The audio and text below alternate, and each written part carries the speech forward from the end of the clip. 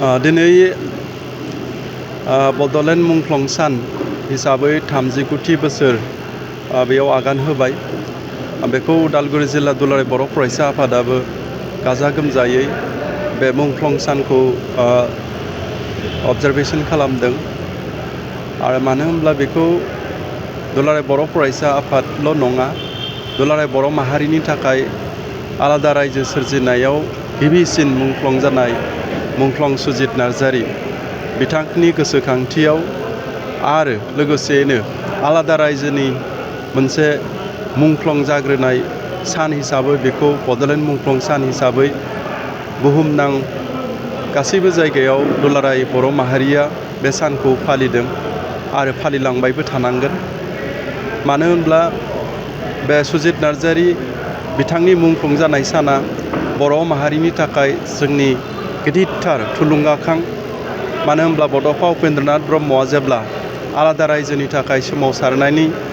गुवाहाटीनि जाज फिल्डआव आसाम आरो भारत सरकारनो मोनसे मेसेज होनो थाखाय सुबुं गौमा खालामदोंमोन। बे खालामखांनायनि उनाव बेलासे भागै क'क्राझार फारसे सुजित नार्जारी बिथाङाबो क'क्राझारनि रायजो राजाफोरजों लोगोसेयैनो गंसे गारियाव दंफायोमोन। बे समाव थांबाय थानाय समावनो तिहु पाठसालायाव दुथां जोंनि आलादा रायजो बिनाय बेखौ नायनो हायै लांसुनिया मेगन गोसा आसामिजिम जाय बिथांमोना खालामदों सबिनिजिम हिसाबै लाखिबाय थानो थाखाय बिथांमोना जि खामानि मावग्रा मानसिफोर बिथांमोना जोंनि बर' रायजो राजानि गारियाव अन्थाइ खुबैनानै गोबां सुबुंफोरखौनो जखम खालामदोंमोन। बेनिनो गेजेराव सुजित नार्जारीया गाज्रियैनो जखम जानानै बे सानावनो सुजित नार्जारीया नोरजिया जानानै रुंसारि जानो गोनां जादों। मानो होनब्ला बिथांमोननि आखाइजों खुबैनाय अन्थाइया बिथांनि खाफालाव गोग्गोमै नांदोंमोन। आरो बे सानानो जोंनि थाखाय बड'लेण्ड रायजो बिनायनि मोनसे गिदिरथार मोनसे जोंनि इन्सपिरेसन हिसाबै बै साननिफ्राय जोंनि गेजेराव दिनैसिमबो माने गोथाङै थाबाय थादों। दा थांनाय बे गोलाव समाव 1987 मायथाइनिफ्राय 2020 जानुवारिनि 27 थारिखसिम मोनथाम एकर्ड जाबाय। बे मोनथाम एकर्ड जाखांनायनि उनावबो दिनै बर' माहारिनि जे ससिय' इक'नमि आरो पलिटिकेल जे राइटफोर बड'फा उपेन्द्रनाथ ब्रह्मआ जि जोंनो नांगौफोरखौ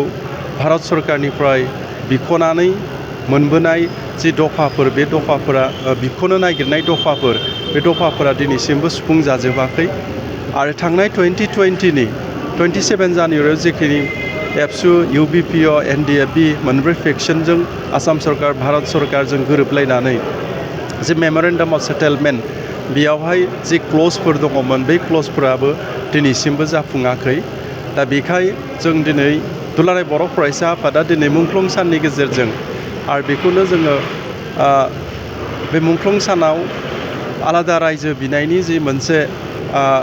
थुलुंगाखांनाय सान हिसाबै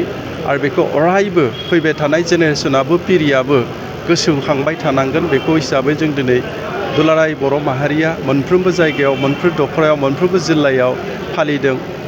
आरो बे फालिनायखौ दिनै उदालगुरि जिल्ला दुलाराय बर' फरायसा आफादाबो नैबे उदालगुरि जिल्लानि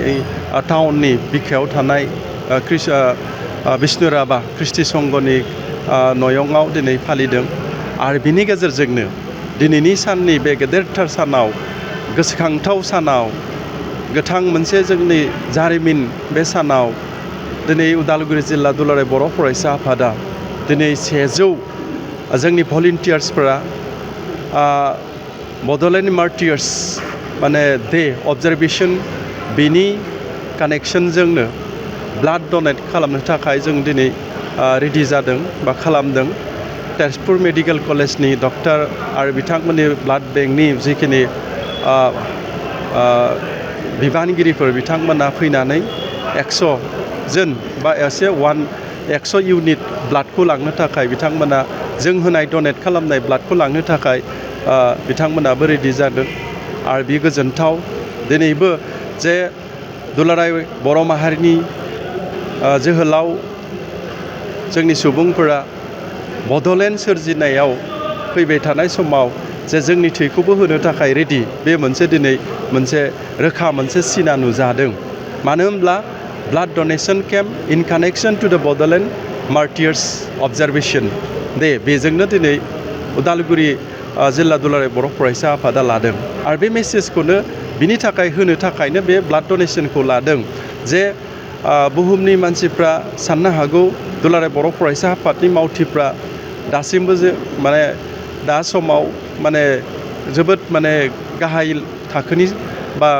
थाखोनि माने खामानिफोरखौ मावदों बा बाख्नायथाव खामानि जेबो मावनो हाया जाथाव खामानि जेबो मावनो हाया साननो हागौ नाथाय दिनै दुलाराय बर' फरायसा आफादनि जोहोलाव मावथिफोरा दिनैसिमबो रेडि जानानै दङ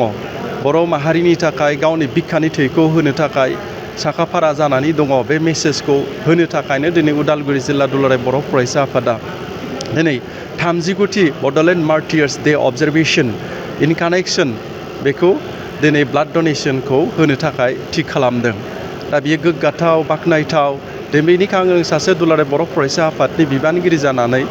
उदालगुरि जिल्ला दुलाराय बर' फरायसा आफादनि मावथि आरो बिनि जोहोलाव बिथांमोना जाय दिनै ब्लाड डनेट होनो फैदों बिथांमोनखौ आङो गोसो गोरबोजों साबायखर जासिदों आरो दिनै उदालगुरि जिल्लानिल' नङा सारा बुहुमाव थानाय बर' माहारिनि सुबुंफोरा दिनैसिमबो दिनैनि बे सानखौ अरायबो गोसोखाङो जे जोंनि दुलाराय बर' माहारिखौ मुलुगाव गेरेमसा हारि दानायाव जे बड'फा उपेन्द्रनाथ ब्रह्मआ जोंनो सिमां रुजुनानै गालांनाय बेखौ मोगथां महरै मोनहोनायनि मोनसे दिनै माइल खुन्थिया हिसाबै दिनै मुंख्लं सुजित नार्जारिनि